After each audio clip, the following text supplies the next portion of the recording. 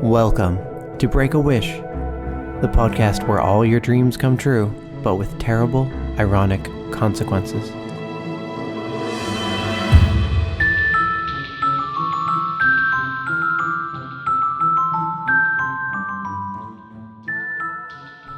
I'm your host, Maddox Campbell. On each show, we take a magic wish and try to come up with the perfect ironic cost. The idea is that, knowing the wish's cost, it would still be a tough call whether you take the wish or not. Last week we had, you get super strength and the ability to fly, but every time you orgasm, you lose your powers for a week. Our Twitter poll showed 63% of you would accept this wish, and the Facebook discussion group had a tie. Scott Thoreau pointed out that if he took the wish, sometimes he'd have sex, sometimes he'd have powers, so win-win. Right, I guess the reason I didn't take the wish was that every time that I would have been able to save someone, but couldn't because I'd taken some personal time earlier this week, that guilt would really weigh on me. For this week, we have something for the bibliophile among you. Reddit user Lexi Rubin wished to have a library with every book in the world. I sit down with Michael Mongiardi and Cody Crain to figure this wish out, and we leave no page unturned.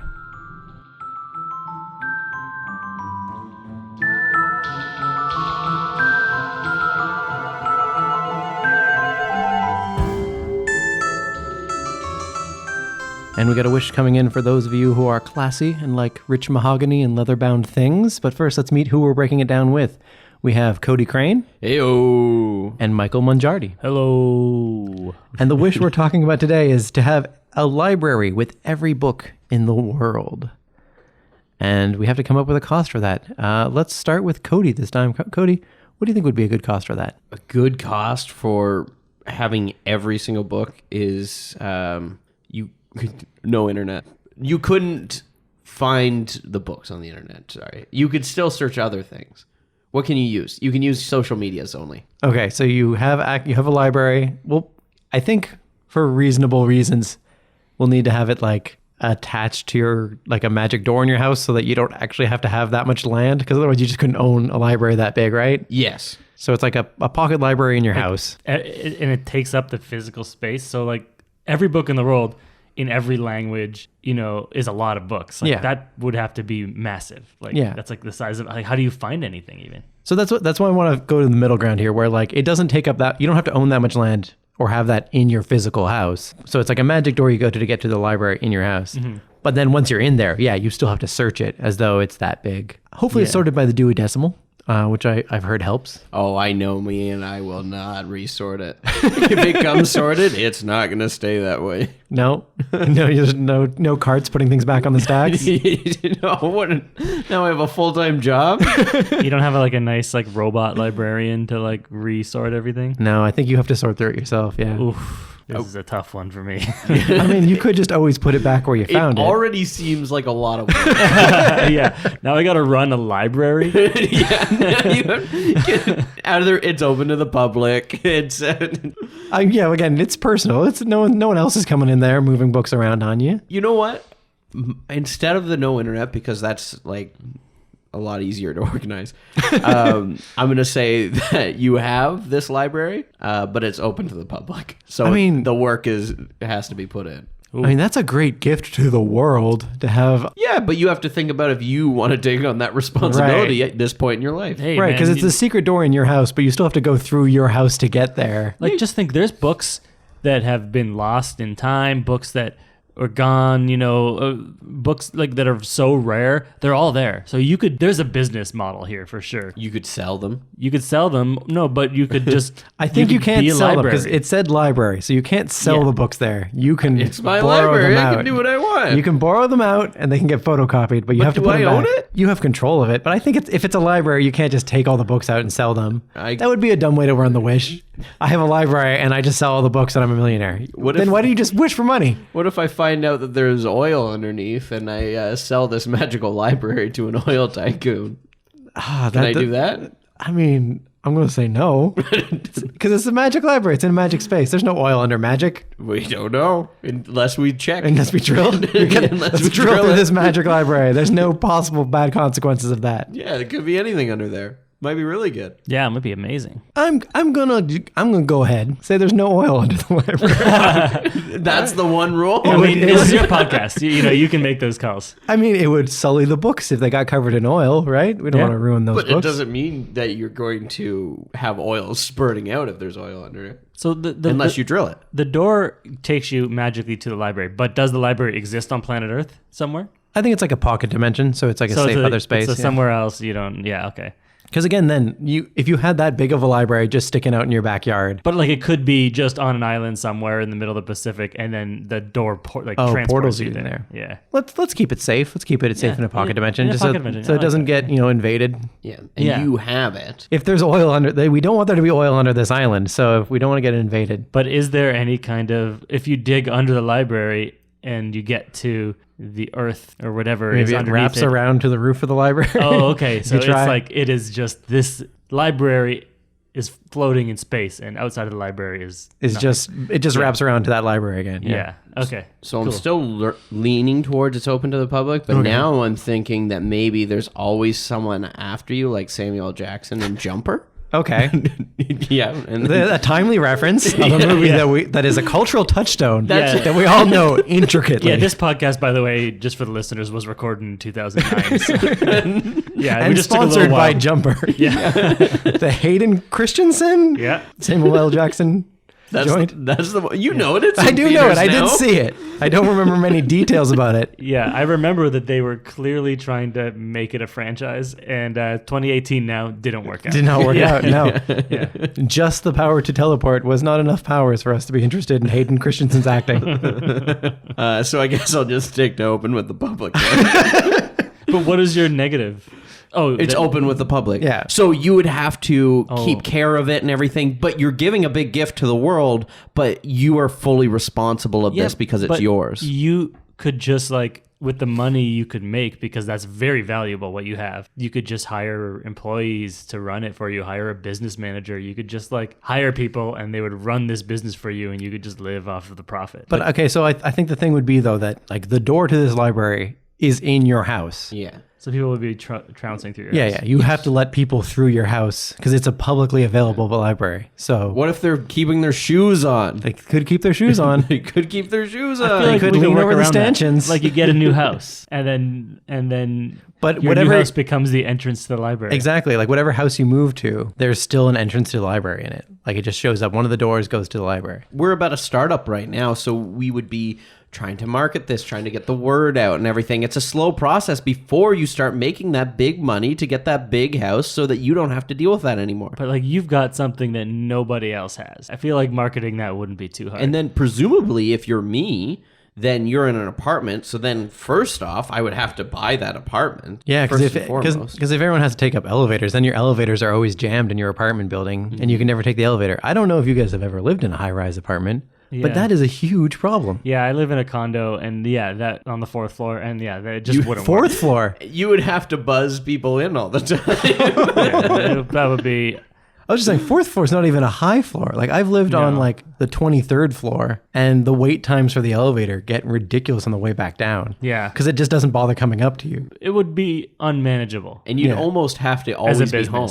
Yeah, if you wanted. But again, couldn't the entrance to the library, couldn't you build something so that your living area is separate and then people could just kind of go through a hallway to the entrance to this door? If you got a big enough house, I guess. But I mean, houses are houses. Someone's going to be trouncing through. Someone's going to be leaning over the stanchions, as I said. But also public libraries don't charge money. Yeah, it's true. They're not a very lucrative model. But this is not a public library. It's open to the public and it's a library, so people But it's not funded by the government, so this is your personal property. Yeah, it's my personal property, so I can do whatever I want, but you have to be kind of relying on people looking for these books that they can't find in their public library already. You might make it so exorbitantly expensive that it's only rich assholes who go through your house. Yeah. Looking for their fancy books and scholarly professors.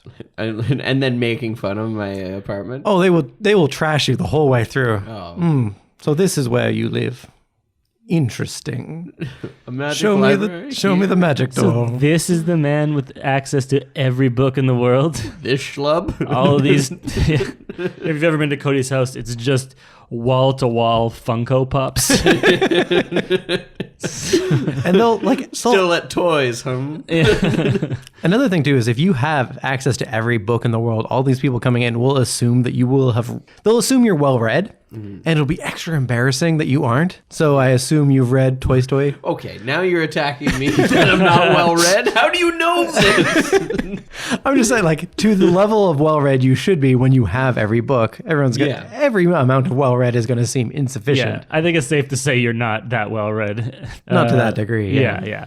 None of us are. I read everything they made me read to get an English degree, but nothing else. I read everything they made me read to graduate high school. But you never read anything past that? I mean, I've read for fun some other things, but like, there's big holes in my reading. I read Ready Player One. So did I. I'm pretty well read. I haven't read that one, so don't ask me about it. But you saw the movie. Yeah. It's like that, basically, but a book. Yeah. Except that the book sucks less. If I knew more about the movie versions of everything, that might work. You're very well movied. Yeah. Yeah. I think they'll still make fun of you. All these rich assholes walking through your house are going to make fun of you. Turn their nose up to film. I used to have an encyclopedia collection. Oh, yeah? Yeah, me too. Problem with those was that you lost one letter and then you lost a letter's worth of knowledge of the world. Yeah, but how do you lose a book? Especially one that I don't big. know. I was reading tea, and then it was gone. I swear I put it on the counter there, and then when I went to get a drink, it's gone. Oh my God, Rodney Dangerfield! What are you doing in my house? I'm making fun of your library. But you could meet some celebrities that would want to come see it too. Yeah, so that's a perk to it. Yeah. This is a side perk. Yeah, because we wanted the perk to be that you get all these books, but someone's going to be like, yeah, but I can use these books to meet some celebrities, at least people who are well read. Again, it'll be mostly academics and people who care about rare books. Yeah. But you, whether you go with my jumper idea or if you go with my open library idea, Samuel Jackson's likely to be at both. He will show up in either. So we're basically guaranteed with Cody, Samuel Jackson. Yeah. That's a pretty good perk. Yeah. Let's transition over to Mike. Mike, do you have an idea for your cost? Yeah, I do. So you have access to a library with every book in the world, and you can't watch movies or use the internet. Any use of internet at all? Yeah, I guess any educational use of internet. You have to use the books. You have to use the books to learn anything. So anything that you could get, any knowledge you could get from a book, then I guess you can't get it elsewhere. And if you do start reading something that would, you start watching a movie or something. And then when you start watching it, your eyes start to burn a little bit. So you know that it's happening. Then you're like, oh, I got to stop, because if you keep doing it and you keep watching the movie, your eyeballs will just melt. So it's basically any other form of gaining knowledge or entertainment, right? So you could still go on like social media on your Facebook. Yeah. You could still sign up. All that stuff. Yeah. Well, Pornhub's no parodies though. No parodies. Yeah, no parodies. Yeah. Because I have a strict no parody rule. No parody rule, because then you're not just watching Pornhub for the entertainment value? That was a long, awkward silence that I don't know how to respond to. I'm just saying, it's entertainment. You follow the storylines. If you do the porn parodies, then you get spoilers for movies. So this wish would clearly take all those out. Yeah. You can learn about the secret ending of Scooby-Doo when, of course, they all have sex, including, of course, Scooby-Doo. But the library does have for all movies, it has the junior novelization of the movies. so you can enjoy movies and you can kind of be on the same page socially with people, but you have to take the time to read the junior novelization of that movie. So I'm not entirely, I know about the term novelization, but I don't know junior novelization. Is these like specifically like sanitized versions of like major normally unsanitized films? Yeah, like it would be. I just remember it from when I was like, like tween age-ish. Okay. Where they would have the junior novelization of movies where it would be, I think, sanitized a little bit and like probably simplified a little bit. They were really small. Like they for sure didn't cover every single plot point in the movie. But yeah. So it's that idea. I think it had pictures in it sometimes. Like there was a couple pages in the middle where there'd be like frames from the movie. Oh, okay. Yeah. But you would still get screenplays? I guess, yeah. Those normally do I get buy released those. as books, yeah. Yeah, I buy those. So you could read the screenplay. I mean, that's less fun for action films, which I'm a big action film fan. Yeah. Like he jumps and punches the dude is less exciting than seeing the guy actually get punched. He does a bunch of cool flips is like all it says in the stage directions. I want to see them flips. Yeah. I have the Zero Dark 30 screenplay. Cool brag. I mean, to brag, I put it beside my Jumper DVD. Actually, I do have a question. Is that the original screenplay or the released screenplay? Because didn't they make massive rewrites of that last minute? It's the one that they had it Indigo, so I'm sure it would be like the final theatrical release. Yeah. Was Chris Pratt in the screenplay? Yeah. Oh, yeah. They said Chris Pratt type. Every time. Yeah. Yeah. Because that is the most Chris Pratt role that Chris Pratt has ever had. Oh, yeah. As the torturing CIA agent. But I did just think I can't watch Jumper anymore with Mike's idea, which is a big weight on me. Oh, no Jumper. Yeah. It's out. But you can read the junior novelization of it, so. which is probably pretty good. It's easier to follow, I assume. It was not easy to follow what was going on there. But it might make the movie better. All right, I'm going to move to mine then. So I'm going a slightly different route. Now I'm starting to think my price might be too soft. But I was just thinking that you have all the books in the world, but 1% of the pages are missing. Oh. So just scattered throughout all the books. So yeah, if it's a 100-page book, you're only missing one page. One page. Not so bad. But it could for bigger be books, you're missing more. I mean, if it's the middle page of a book and you're trying to read a book, like that's so frustrating. It's Like, frustrating, but annoying. it's you would pick. So you miss one page, you're missing 2 pages because Really, front yeah. and back. It would be annoying if you're like watching a TV show or something, and like you walk away for a second and come back. It's like, yeah, you missed a little bit of dialogue, but like you can pick back up unless it's in a key spot. I disagree strongly. I can't stand that. I don't like it either. Believe me, I rewind it, but it's like you can figure out what's happened if you miss one page.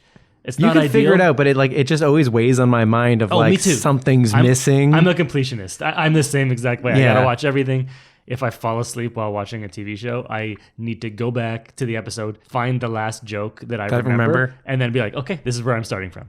But yeah, 1 page in a book, you'd probably be able to figure out. It is annoying, but What if it's like the twist? What if doable. it's the best That's page? the thing. It depends where it is too. Yeah. If it's a mystery novel and it has the key clue to solve the mystery and you get to the end of the mystery, you're like, but I never knew that he had the red handkerchief. Like if it was the last page, oh boy, that's a tough one. Yeah. 1 in 100 chance that it could be. Yeah. If it's a 100-page book, yeah. Yeah, and that's gonna happen, sometimes. So Sometimes. yeah, so that does suck. So how does it end? I don't know. That would Yeah. drive me crazy too. I would always feel like I'm missing something. Like if you're reading ahead in the book, and even sometimes I'm like, did I miss something here? Like did I not pay attention when I was reading a certain page and I have to go back to the chapter? So if I'm missing that page, I'm always going to be going through this book and thinking, oh, it must have been on that page. I have no idea what they're talking about. And it'll just discourage me from reading the rest. Yeah, I think we all have the same disease. Yeah, I'm the same way with that stuff. I think Tolkien would be fine. Odds are that page is him describing trees. Yeah. There's definitely like more rambling books where there's like a lot of description. It's like, yeah, you can miss a page. It'll be fine. Oh yeah, even the practical reference books though. Like imagine like the encyclopedia and the 1 page missing is the thing you're looking up. Yeah, if it is, but I guess there's only a 1% chance of that, which is Though I guess in mine you still have the low. internet, so you just go look it up on Wikipedia and you're fine. yeah. Oh yeah, true. Yeah. I've seen some books with 1-page chapters. That's a whole chapter You gone. could be a whole chapter gone. Or the first page sometimes is like it's the different thing. It's like the setup for what's about to happen. They'll tell you that in the start of the chapter, and then the rest of it doesn't make sense without that context. Dictionary? Never learned those words. You can't. There's a lot of words that are just gonna be out of your vocabulary. Yeah. But here's the thing. Every book in the world, that includes every version of every dictionary of Oxford, Merriam-Webster, all the different dictionaries, you just pick a different one until you find what you're looking for. Yeah, you're probably good on reference books actually, now that I think about it. Yeah. I mean, storybooks, there probably won't be that many versions of them. But there's still like different printings and stuff where maybe some stuff is slightly different, edits and stuff. So I don't know if that's included, but then you would always be able to find that missing content, maybe. Not always, but often. You would grab the book, though, go to your bed, read it, and then realize the page is missing, and then you would have to go back into the library and go sort through all these shelves and shelves and shelves of unorganized books. which we've already established is a huge library. It's probably like a 30-minute walk to find that book again. Yeah. Oh, yeah. Like every book in the world. Like I think we're underestimating how much physical space that would take up. Like you must need like a car. Dimension space. Yeah. Like but physical space that you'd have to traverse. Like you would need some kind of a vehicle, I think, to get from one end to another. I'm guessing 40 acres. Sure. Just throwing out a number in a unit we don't know. Thank you. Yeah. Don't your parents have that much land? 40 acres up north. They have more than that. So we could put it on Cody's parents' put it on Cody's farm. Yeah. So you get the library, but it has to be on Cody's land, and you have to convince him to let you in every time. Let me tell you, it's in the middle of nowhere. So his price is making you watch Jumper every time you want to go into the library. That's a good price. If you had to watch Jumper every time you went into your library, you probably just wouldn't go. Oh, right. I think we've come up with 3 different costs. Let's run through them again. So, Cody, your initial one was it's open to the public. Open to the public, yes. So there's lots of people trouncing through your apartment or home. Exactly. You would have to be in charge of organizing it for the public and everything. So books are going to be taken that you might want. You have to worry about them bringing it in late or trying to steal it, tracking that down. Basically, a full-time job comes with it. A full-time job, and people are in your house. And Mike, so yours was you lose the ability to basically get the information you can get in the library anywhere else. Yeah. So you can't get it from the internet, can't get it from for entertainment stuff, you can't watch movies. You do get a warning where your eyes start hurting, and then if you continue consuming that content, your eyes will melt. Oh, melt! Yeah. Straight up melting. Straight up melt. Yeah. Can you finish a full movie before that? No. Like there's like a 5-minute warning. Get out of the room. So and then if you're like, I'm going to keep doing it, then they'll just start melting. Does it reset the next day? Oh, here's the thing I got to worry about. So what if you're in like a bar and they're playing a movie on one of the TVs in the bar you're in? And you're trying not to watch it, but like it's playing. Question. You got to get out of there. You got to get out of there. Yeah, because even if you're not watching it, you're hearing it and you might learn. Yeah. Like what I'm trying to do here is the only way you can really learn is through reading. Yeah. I mean, it's great for the kids. The kids need to learn to read. Yeah, read a book. Yeah. But we're adults. We don't have to read books anymore. Yeah. We've moved past that. And then mine was 1% of all the pages are missing at random. You don't know which one it could be. It's really annoying. I'm already starting to think that mine is too light of a cost compared to yours guys's. Yeah, I would agree. It would be very annoying, but I think you could work around it. It's still worth having it. It's like, I might not use it, but I have it here. Again, it's the one that doesn't really go into the rest of your life at all. Yeah. So it's still worth having it, even if you don't use it that much. Yeah. Could you just still buy, like if you wanted to read Hamlet, you could just go to Kohl's and buy Hamlet? Oh, yeah. I'm going to say you have to use your library for books. For books, yeah. For books, at least. That's just the overall. Yeah. Again, because if you don't have to use your Wish, then it's not really a cost. Yeah. So if you can go, you have all the books, but then if the one page bothers you, you go and buy it. Yeah, and that's really circumventing the whole purpose of this podcast. Yeah, really. So yeah, that's the smudge there is that you definitely have to use the library for any books. Well, there's less and less bookstores these days, so it's going to be harder and harder to get those books anyway. Especially once you flood the market, you're putting bookstores out of business for sure. Exactly. So yeah, I think I'm going to pass on my own even. So unless you guys are really feeling strong about it, I think that one's going to be out of contention. Yeah, Cody's was good. For me, and this is maybe the discussion for the next portion of the thing, but for me, it's the big negative is I would basically have to quit my current job and be a librarian. Yeah. Which is a pretty big negative. Yeah. Is that something that you want to do? Is it a good business though? Too like you could make a lot of money. You could make some money. Yeah. Yeah, you could make good money from it. There is that trade-off. Yeah. Do you currently make more than a librarian would? But this librarian, I think you could really position yourself to deliver like rare tomes that people like don't have access to. You have all of that. Yeah. People would love that. People would pay for. I'm sure there's documents in there that people would pay big money for. That currently it's impossible. Like you'd have the Declaration of Independence in there. That's I think that one's easy to find though. Where? Name one place where you could read that. Wherever they have a museum somewhere where they keep it. I know that was a bad example. I mean, we can go back to Dead Sea Scrolls. Scrolls, like the Rosetta Stone. Yep. I guess those things all count as books. Or a lot of the stuff that the Rosetta Stone was being used to try to translate. Yeah. You'd have. And like you would be able to answer questions. Like presumably it's all books ever, including books that have been lost forever in time. Yeah, that's what I was thinking. Or at least as long as it was written down on book, on right? on paper of some kind. Some sort of paper or papyrus or. Yeah, I'm going to say no to tablets because we don't need a whole tablet section in this library. It's already pretty big. Much bigger. Yeah. You don't get the 10 Commandments; those are not included. So there is that trade-off. You could really position it if you could do good for the world and make it a public library, or you could start charging and start a business and really make some money. Because I feel like with yours, me being, and I think that we're all majority film people.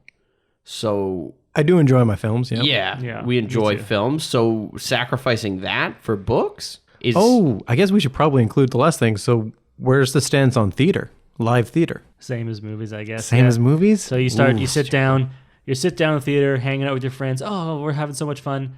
As soon as the curtains open, some dialogue starts happening, your eyes start tingling, and you're like, I gotta go, guys. Sorry, I'm gonna melt. What about being a person that's in them, though? Are you allowed to be in them without your eyes melting? Oh, no. No. I think yours is too strong then, yeah. Yeah, I think mine might be too bad. Yeah. That would just, like, ruin my passion. Yeah. Yeah, because I could see it, like, maybe applying to... Oh, no, it's going to apply to scripted stuff even if you're in it, yeah. Yeah, well, in both mine and Cody's, we have to quit our job. We have to quit our jobs. Yeah. But you could keep yours as a night job as long as you kept the library up 9 to 5. Yeah. Keep it open business hours. You would be reaching that goal of being able to hire someone. I think you could hit that goal pretty quickly. So, hopefully. Yeah, so I think we're edging towards Cody's then. So I am. It's open to the public and you have to run it. Oh my God. So people trouncing through your apartment and... The first year is going to be terrible. Yeah. But maybe even the first couple years will be terrible. But once you start getting to that profit, then you don't have to worry it anymore. And it'd be more of an investment kind of thing. I think in the long term, it would pan out. You'd have to really screw up pretty bad to not be able to turn that into a profitable business.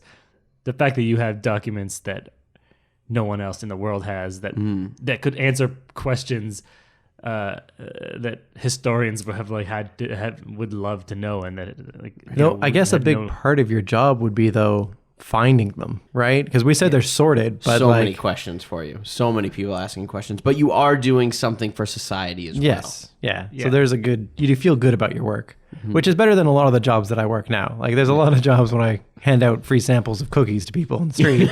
You don't feel good about that? I don't feel good about that. It's like, let me help you with that diabetes. Yeah, there you go. Well, like I have access to everything in the world, and I let in one person into my library at a time, and it costs $1,000 per entry.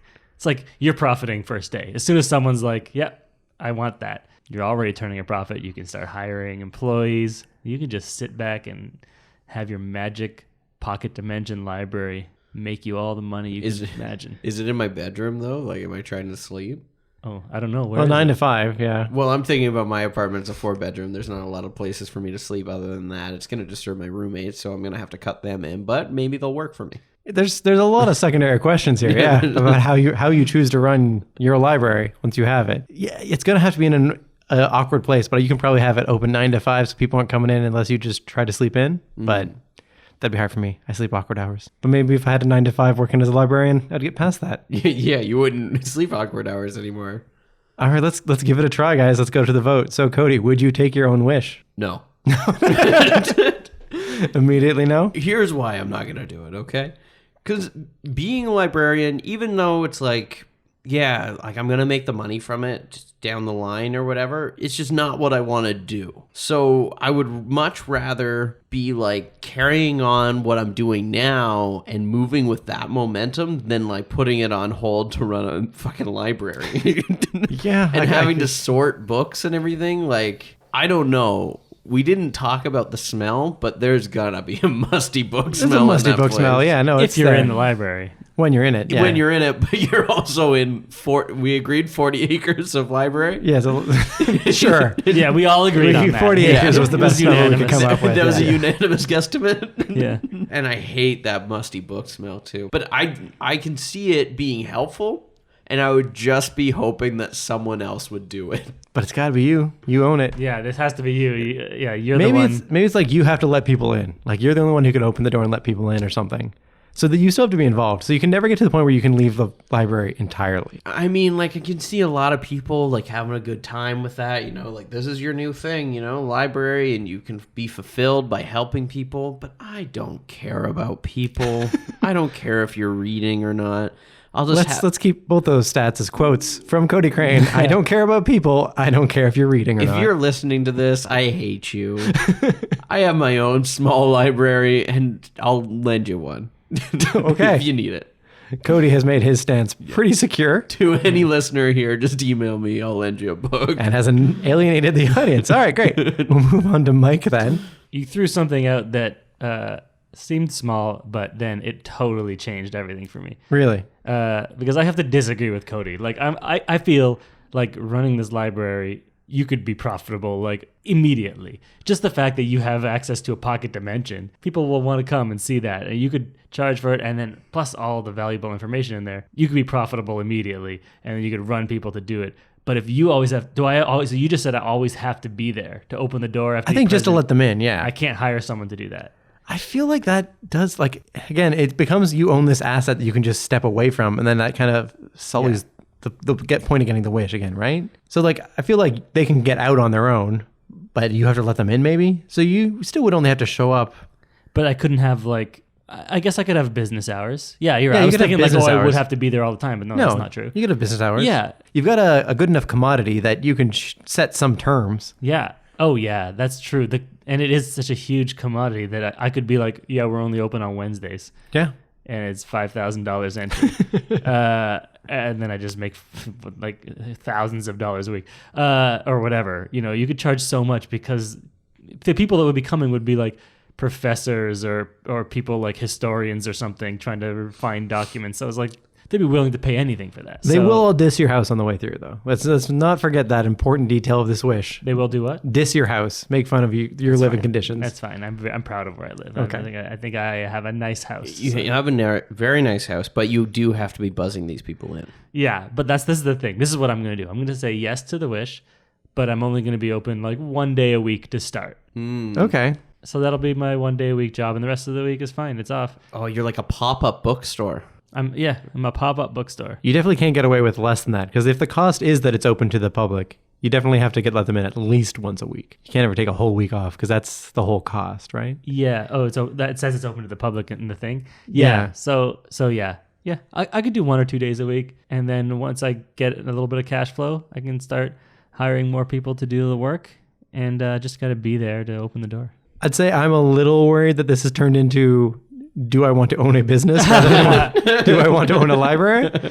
But I think I'm going to take that financial investment as well. I feel like we may have moved a little off topic, but yeah, sorry about that. That's where my brain goes. That's where the brain went, and that's a fair way to try to interpret these wishes. We have to break them down. Yeah, I think I would take that deal too. Yeah, if I could set some reasonable hours, make some money off it, I would be curious about some of those rare books as well. Yeah. I'd read a couple of them. I read less than I should, but maybe if books were easy to get at, maybe I would.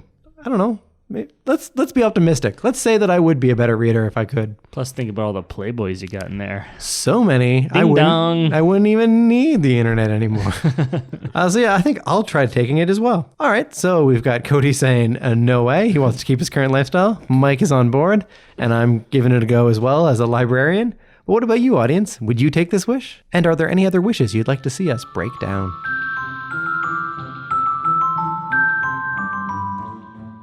Well, that's what we came up with, but we want to hear from you. Your wishes, your thoughts, whether you take this wish or not. You can find us on Twitter at breakawishpod, email breakawishpod@gmail.com, join the Break-A-Wish discussion group on Facebook, and remember to write a review on iTunes and Apple Podcasts. For all this information, visit breakawish.ca. Michael Mongiardi and Cody Crain are both part of the Sonar Network. Cody's podcast is called Spooked, and Michael has a podcast called That's How I Remember It. This is a Kicks and Giggles entertainment production, hosted by Maddox Campbell, theme by Matthew Reed, cover art by Justin Langford, and a proud member of the Sonar Podcast Network. For more podcasts, visit thesonarnetwork.com. Before we go, some wishes don't take a whole episode to figure out. I call these summary judgments. Sundance Nagrial wished for peace of mind and tranquility for all. I think if everyone had peace of mind and tranquility, they would lose their ambition. Oh, it would be like the planet Miranda from the Firefly feature-length film Serenity. Anyone else love that movie? So, what would you wish for?